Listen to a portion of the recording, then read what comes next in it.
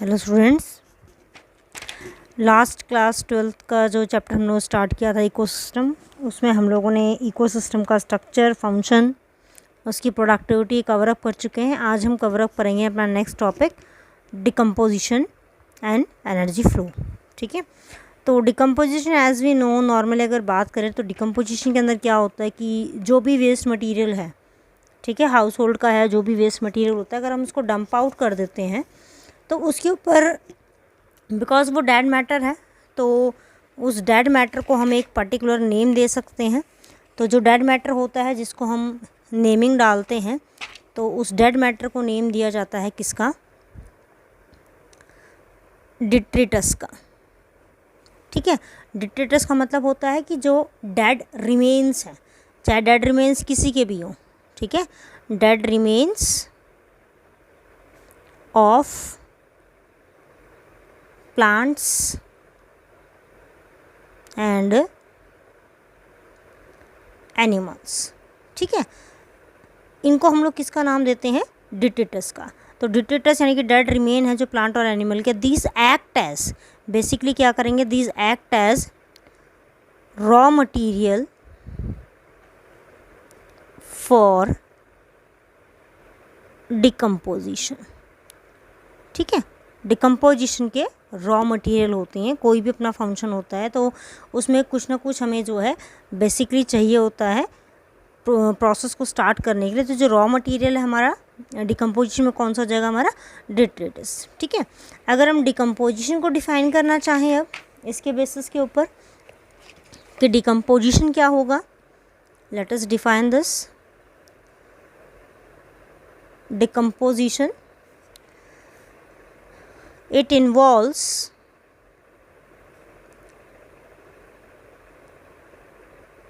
breakdown of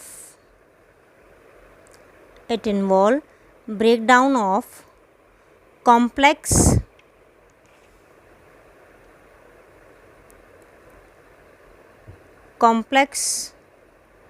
organic matter by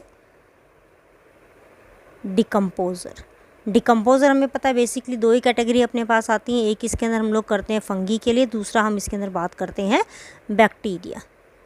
ठीक है, ये एक्ट करते हैं as a decomposer. So by the decomposer into, किस में ब्रेक करेंगे? इनटू इन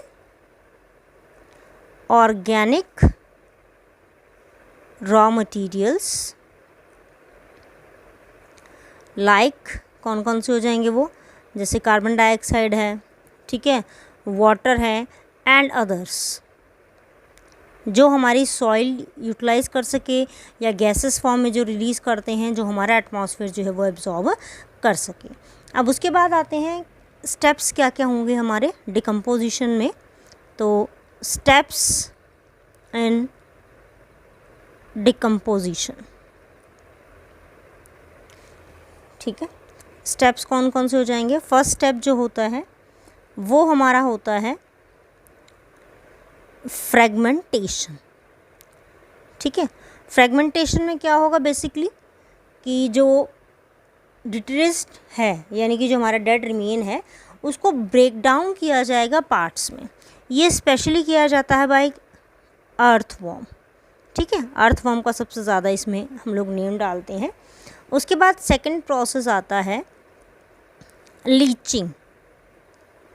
ठीक है, लीचिंग जो प्रोसेस होता है इसके अंदर वाटर सॉल्युबल, ठीक है, यानी कि जो वाटर सॉल्युबल इनऑर्गेनिक मैटर जो बनाया है, या इनऑर्गेनिक न्यूट्रिएंट्स हम लोग बोल सकते हैं, इनऑर्गेनिक न्यूट्रिएंट्स जो बने हैं वो सॉइल के साथ एब्जॉर्ब हो जाएंगे और वो सॉइल के अंदर चले जाएंगे। ठीक है, किस फॉर्म में होंगे वो हो जाएंगे एक अनअवेलेबल फॉर्म में, जिनको हम लोग नाम देते हैं अनअवेलेबल सॉल्ट्स। इस प्रोसेस को नाम देंगे हम लोग लीचिंग का। ठीक है, उसके बाद थर्ड वन जो प्रोसेस आता है वो होता है हमारा catabolism. As all you know कि कैटाबॉलिज्म में क्या होता है, जो लार्जर मॉलिक्यूल हम उसको ब्रेक करते हैं स्मॉलर वन के अंदर।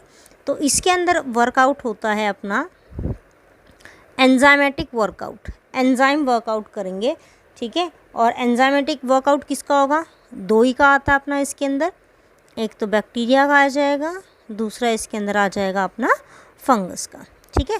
बैक्टीरिया और फंगस दोनों जो है अपने एंजाइमेटिक एक्टिविटी के वजह से जो अपना डेड रिमेन है, जिसको हमने किसका नाम दिया है, डिट्रिटस को, उसको ब्रेक डाउन करेंगे किसके अंदर, into the simpler inorganic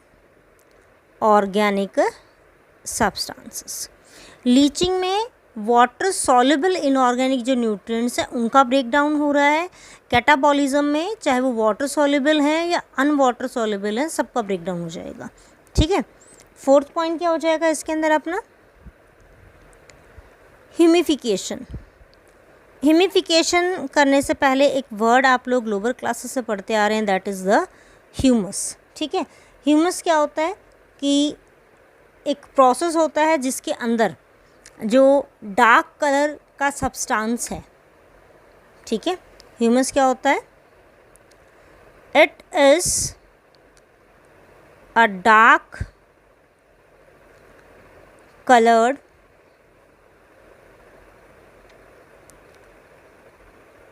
amorphous substance,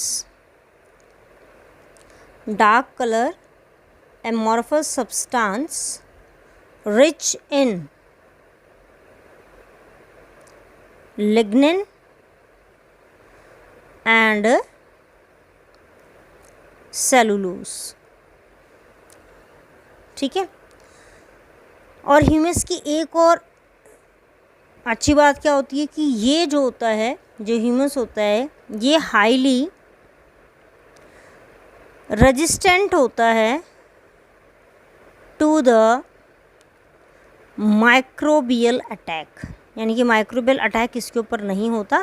तो ह्यूमस फॉर्मेशन का जो प्रोसेस होता है बाय द डेड रिमेन्स या ऑर्गेनिक रिमेन, उसको हम लोग नाम किसका देते हैं, ह्यूमिनिफिकेशन, ठीक है। और लास्ट जो फिफ्थ स्टेप इसका आता है वो हमारा होता है मिनरलाइजेशन का। मिनरलाइजेशन के अंदर क्या होगा, बेसिकली इसके अंदर जो इनऑर्गेनिक सॉल्ट निकलेंगे, ठीक है, यानी कि इनऑर्गेनिक न्यूट्रिएंट्स जो हमारे रिलीज़ होते हैं, डिग्रेड हो जाएंगे, ब्रेक हो जाएंगे, चाहे वो सॉल्युबल अनसॉल्युबल कोई भी फॉर्म हो, मिनरल्स का रिलीज़ होना, this is the last step of decomposition, ठीक है।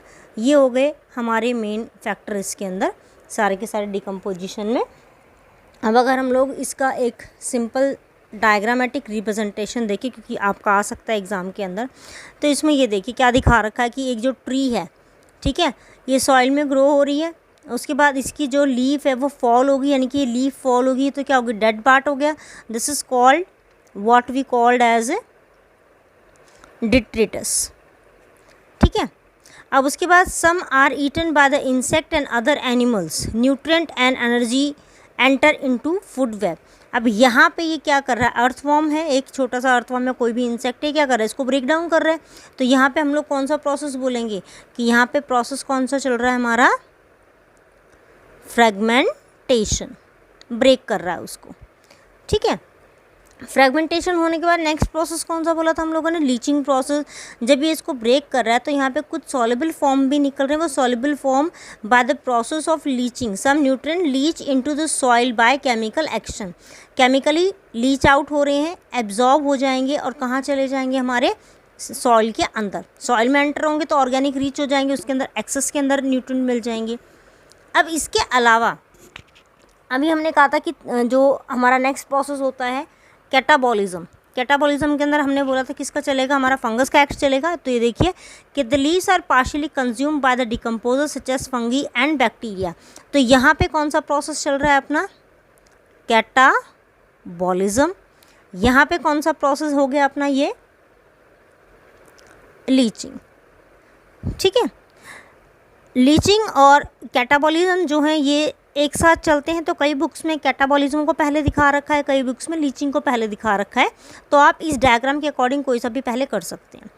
अब कैटाबॉलिज्म में क्या हो जाएगा, ब्रेक डाउन हो रहा है by the enzymatic activity of fungus and bacteria, ठीक है। तो ये ब्रेक करके इसको किस में कन्वर्ट कर रहे हैं, स्मॉल पार्टिकल्स में, जिसको हम लोग लीटर का नाम दे रहे हैं, इसको कर दिया।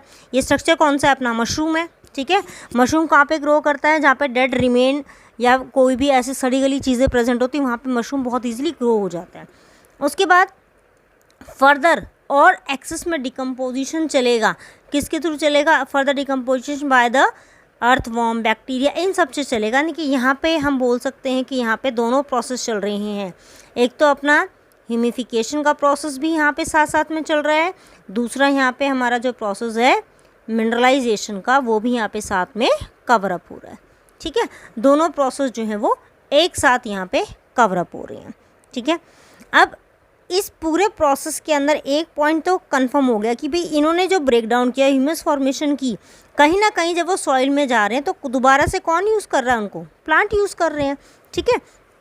एक यहाँ पे इसने पॉइंट डाल रखा कि some are eaten by the insect and other animal nutrient and energy enter into the food web, यानी कि डिट्रिटस के अंदर जो एनर्जी चल रही है डेड रिमेन्स से, यहाँ पे इसकी जो फूड चेन शुरू हुई है, ठीक है, तो उस फूड चेन के अंदर एनर्जी यूज़ होगी और वो न्यूट्रिएंट और एनर्जी किस में चले जाएंगे, इस फूड चेन के थ्रू नेक्स्ट कंज्यूमर में हमारे जो है वो ट्रांसफ़र हो जाएंगे, ठीक है।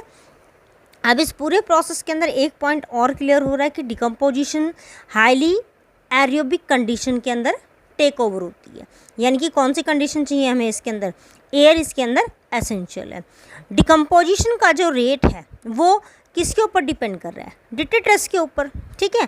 अब इसके साथ हमने यहाँ पे बोला है एंजाइमेटिक एक्टिविटी है, तो सेकंड फैक्टर कौन सा हो जाएगा हमारा यहाँ पे, second factor is basically detritus and the climatic factor, ठीक है, वो भी इसके अंदर आ जाएगा। अब इसमें यानी कि अब नेक्स्ट हिंट मिल गया कि हमें करना क्या है, अब हमें स्टडी करने हैं फैक्टर्स, ठीक है। Now we are going to study about the factors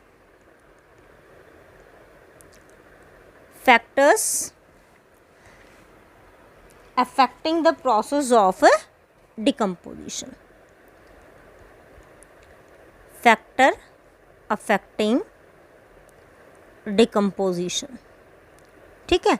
कौन कौन से फैक्टर हैं जो डिकम्पोजिशन को अफेक्ट करते हैं, इसमें पहला आ जाएगा बच्चों अपना टेम्परेचर, ठीक है। टेम्परेचर हम क्यों मानेंगे इसके अंदर कि टेम्परेचर की नीड क्या है भाई, ठीक है। टेम्परेचर की बेसिकली नीड क्या हो जाएगी कि एंजाइमेटिक एक्टिविटी अगर चल रही है तो वहाँ पे जो एंजाइम्स हैं they need a particular temperature, जिसको हम लोग बोलते हैं ऑप्टिमम टेम्परेचर। तो इसमें होता है कि 25 डिग्री सेल्सियस अगर सॉइल का टेम्परेचर होता है जहाँ पे डिकम्पोजिशन का प्रोसेस चलता है तो ये मोस्ट सूटेबल होता है, ठीक है। और अगर हम कहें कि टेम्परेचर मान लो लेस चला जाता है, अगर टेम्परेचर होता है लेस देन 10 डिग्री सेल्सियस, ठीक है, तो ये भी क्या करता है, रेट को रिड्यूस कर देता है। तो 25 डिग्री जो टेम्परेचर है ये ऑप्टिमम टेम्परेचर है जिस पे डिकम्पोजिशन का प्रोसेस जो है वो अपना बहुत अच्छे से चलता है। सेकंड इसके अंदर आता है अपना मॉइस्चर, ठीक है। मेन फैक्टर कौन सा था, डिट्रिटस, कि भाई जो डेड रिमेनिंग पार्टिकल है वो है कि नहीं है, जितना ज़्यादा होगा उतना ही ज़्यादा ही एक्ट करेंगे। मॉइस्चर जो हो जाएगा ये फेवर करता है, ठीक है, क्योंकि मॉइस्ट अगर प्लेस है तो हमें पता है कि मॉइस्ट प्लेस जो होता है वो फंगस को और अदर जो ऑर्गेनिजम्स हैं उन सब को वहाँ पे सेटल होने के लिए हेल्प करती है, ठीक है। Moist and warm temperature this favours decomposition, ठीक है। तो मॉइस्ट टेम्परेचर क्या करता है, इट फेवर्स डिकम्पोजिशन, ठीक है। नेक्स्ट आ जाएगा अपना थर्ड वन पॉइंट, ये हो जाएगा पीएच। अब एंजाइमेटिक एक्टिविटी है तो इसका मतलब पीएच भी हो जाएगा। अर्थवर्म अगर वो एक्ट कर रहे हैं तो अर्थवर्म का भी अपना एक क्या हो जाएगा, वहाँ पे पीएच जो है वो मेंटेन होना ज़रूरी हो जाएगा। तो यहाँ पे पीएच की अगर हम लोग बात करें तो बेसिकली न्यूट्रल एंड